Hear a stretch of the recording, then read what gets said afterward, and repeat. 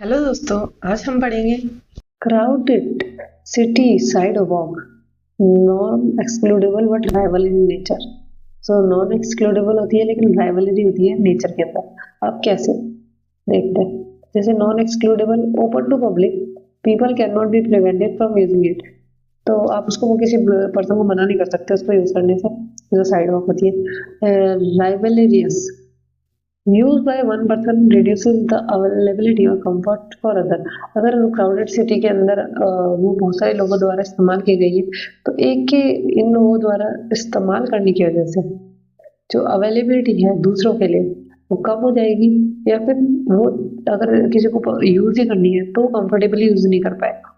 तो राइवल है जैसे congestion occurs when too many people use it. तो हमने बात की थी कंजेस्टेड हो जाएगी वो साइड वॉक अगर ज्यादा लोग इस्तेमाल करेंगे तो एक साथ। लीड्स टू रिड्यूस्ड यूटिलिटी, तो इसकी वजह से जो यूटिलिटी है वो रिड्यूस हो जाएगी। डिफिकल्टी इन वॉकिंग फ्रीली, सो जो बाकी लोग हैं उनको वॉक फ्रीली करने में दिक्कत हो जाएगी, इसलिए ये राइवलरस है।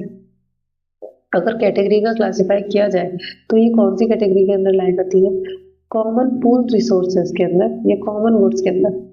कॉमन पूल रिसोर्सेज कह सकते हैं या फिर हम इसे कॉमन गुड्स भी कह सकते हैं। जैसे पब्लिक पार्क के अंदर भी है ना, किसी को रोक नहीं सकते, लेकिन अगर बहुत सारे लोग आ जाएंगे तो कंजेस्टेड हो जाएगा।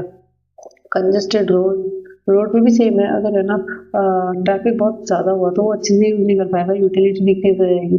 राइवलरस होता है और पब्लिक बीचेस भी, ये तीनों एग्जाम्पल किसका है कि भाई एक्सक्लूड नहीं कर सकते लेकिन राइवलरस है। वाला था non excludable and non rival goods.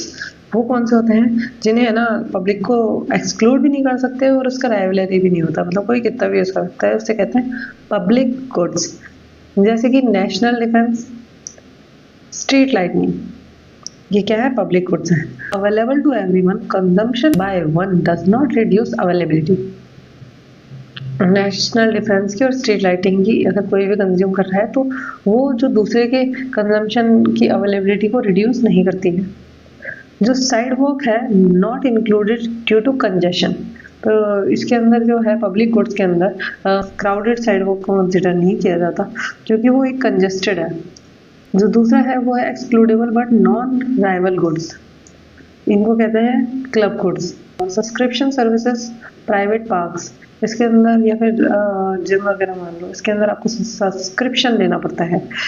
तो जो सर्विसेज हैं किसी भी चीज़ का सब्सक्रिप्शन, नेटफ्लिक्स का, कितने भी लोग देख सकते हैं। तो नॉन राइवल है, मतलब एक का कंजम्पशन दूसरे के कंजम्पशन को रिड्यूस नहीं करता है, किसी भी ऐप का सब्सक्रिप्शन या किसी भी सर्विस का सब्सक्रिप्शन। लेकिन एक्सक्लूडेबल है, सबके लिए अवेलेबल नहीं है, वो पर्सन जो पे करता है वही इसको यूज कर सकता है। Access can be restricted.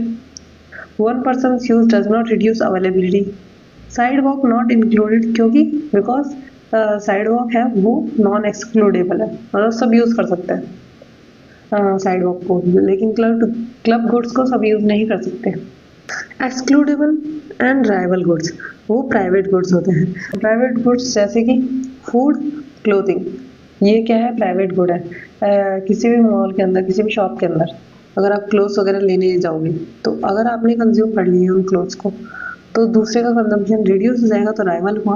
और आप पैसे दोगे तभी आप उसे कंज्यूम कर सकते हो, इसलिए जो पैसे नहीं देगा वो कंज्यूम नहीं कर सकता है, इसलिए वो क्या हुआ? एक्सक्लूडेबल।